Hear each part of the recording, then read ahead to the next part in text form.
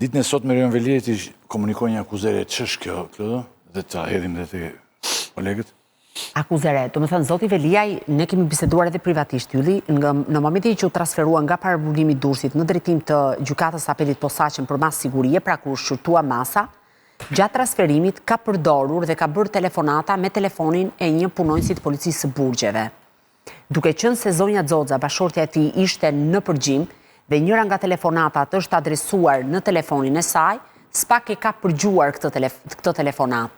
Dhe në momentin që Zoti Veliaj ishte duke u njohur me masën e sigurisë, pra po shqyrtoi dhe ju e dini që ishte një seancë treditore, SPAK-u dhe BKH-ja ka thirrur të gjithë grupin e shoqërimit të Zotit Veliaj dhe i ka marrë në pyetje për gjithë lëvizjen e Zotit Veliaj. Njëri nga punonjësit e policisë, duke u gjendur përballë faktit se kishte thirrje në telefon dhe nuk kishte arritur ta hiqte, pranoi përpara hetuesve që unë i kam dhënë telefonin Zotit Veliaj, sepse ma kërkoj të fliste me familjen. Dhe për këtë arsye, thot punonjësi i policisë, duke qenë se unë e shoh Rion Veliaj në këndvështrimin tim si një njerëz shumë të pushtetshëm, ja dhash sepse rrezikoja vendin e punës. Por nuk ka dhënë detaje të tjera. Punonjësi i policisë me kë ka biseduar dhe çfarë ka biseduar. Do të thonë e bëra nga Afrika e shkëti. Pra pak a shumë ky ka qenë konteksti.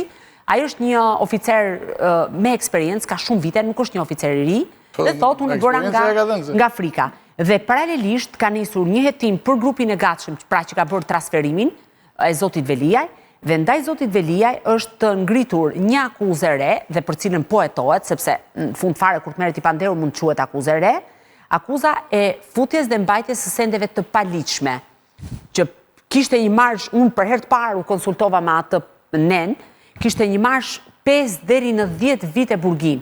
5 deri në 10 vite. Sepse u habita, nuk e kisha hasur, unë që mendoj që i studioj shumë mirë ligjet, sepse thoshte kur vepra penale kryhet me një profesionist. Dhe në rastin konkret, Zoti Veliaj konsiderohej, edhe pse në furgonin e policisë, furgoni policisë konsiderohej pronë, pra konsiderojnë në një farë mënyrë ambient paraburgimi, sepse është pronë e drejtorisë së përgjithshme të Burgjeve, dhe koncepti i ligjit ishte që punonjësi i policisë konsiderohej profesionist. Dhe Zoti Veliaj e kishte kryer në bashkëpunim këtë vepër penale me punonjësin e policisë. Dhe ditën e sotme Zoti Veliaj ka dhënë shpjegime për rreth 1 orë 30 minuta. Kjo është akuzë re, po. Ndryshe nga ato tjerat ka dhënë shpjegime në lidhje me. Dhe këtu mund të hajë edhe polici shkret, thotë. Gjithë grupi, unë kam bërë lajmi, gjithë grupi i shoqërimit është në hetim zyrtarisht për veprën penale të shpërdorimit të detyrës. Tani para se të hyjmë te një pyetje që kam për të zamanon, kemi edhe një gjë. Në përgjimin që SPAK i ka bërë Veliajt, flet me shumë njerëz dhe nuk ka lënë njeri pa sharr, thonë. Klodi, dhe përfolur që nga ministrat media dhe me radhë. Jo, tani. E thash në mënyrë figurative unë tani, po them që ka shar gjithë popullin. Fjalori që ka përdorur Zoti Veliaj është i papërshtatshëm. A është edhe Edi Rama mes këtyre njerëzve të Po patjetër, një moment. E ka shar Edi Ramën? Sa i përket nëse ndalemi te ministri i drejtësisë, ai thot le ta mbaj sa të doj afër Edi Rama, sepse unë nuk do t'ja fal Ursimanjas për 7 breza, do ta shkri thot. Dhe kjo është e përgjuar. Po ashtu. Ta mbaj sa doj Edi Rama thot, po. Po, dhe përmend kryeministrin.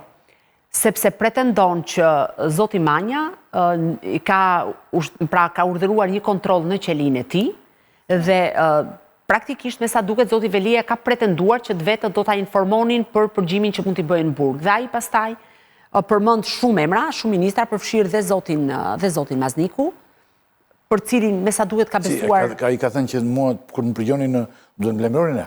Jo, ideja është që kur është bërë kontrolli në qelin e Zotit Veliaj, një emision me herët unë ta kam shpjeguar që është bërë një kontroll i detajuar në qeli, kur është bërë emaili, Drejtoria e Përgjithshme e Burgjeve në krye të emailit thot, ky kontroll në zyrën në qelin e Zotit Veliaj, sektorin përkatës, se nuk mund t'i them sektorët për shkak se konsiderohen sekret, dhe godinën përkatëse, është bërë me urdhër dhe porosi të Ministrit të Drejtësisë.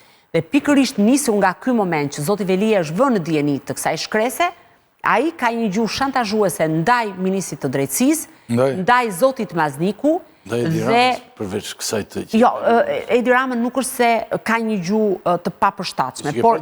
Jo, patjetër, ato aq sa kam arritur të kem unë informacion, se shumë biseda nuk janë zbardhur akoma, duke qenë se ato janë në proces e sipër. Pra prokurorët kanë zbardhur vetëm disa aspekte. Patjetër që Fakta Edi Rama ke frikë të shash edhe kur je i lirë, jo më të Aty s'ke qa humbet. Aty s'ke humbet, po jo, kur je i lirë nuk e shansë s'ke qa humbet. Por je urdhra aty e kupton. Ka njerëz në botë bushat që japin urdhra. Për shembull, njëri dilte, jam presidenti i Spanjës tash. Njëri qytetari zakonshëm. Edhe ai si i tillë sillej. Nuk ka rëndësi, ai varet si e mendon njeriu vetë. Tani, zonja Xhama, ç'po ndodh me hetimet për vllajën e Erion Veliaj, të Arbër Veliaj? Si që kam raportuar edhe herën e shkuar, një pjesë e kompanive, si që është kompania One Communications, janë në lupën e SPAK-ut sa i takon marrëdhënies që kanë patur me kompaninë Google dhe janë duke kontrolluar çmimet e kontratave që kompania e Google SHPK në zotrim të zotit Arbër Veliaj ka patur me kompaninë One Communication dhe nëse ka patur favorizime apo ushtrim të ndikimit të palishëm nga ana e zotit Veliaj, që ai të merrte këtë lloj kontrate. Tregu i marketingut në Shqipëri dihet që është një treg i cili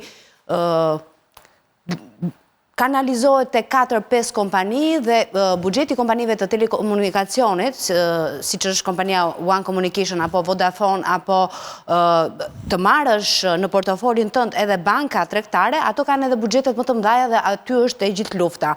Megjithatë, te një kompani sigurimi dhe te kompania One Communication, SPAK ka arritur që të gjejë që ka patur jo vetëm marrëdhënie kontraktuale në vlera miliona euro me One Communication, faturimet janë në vlerën 5 milionë euro për kompaninë Google SHPK, por ka patur edhe tendera që këto kompani kanë fituar nga Bashkia e Tiranës, ku autoriteti kontraktor në këtë rast është vllai i zotit Arbër Veliaj, zoti Erion Veliaj. Tani, një pjesë e parave të cilat ka arkëtuar kompania Google, kanë shkuar te kompanitë e lidhura me zonjën Ajola Xoza dhe është duke u ndjekur edhe kjo linjë. Për kompaninë Partner Law janë faturuar 100.000 euro, për kompaninë... Pse valli janë dhe në po?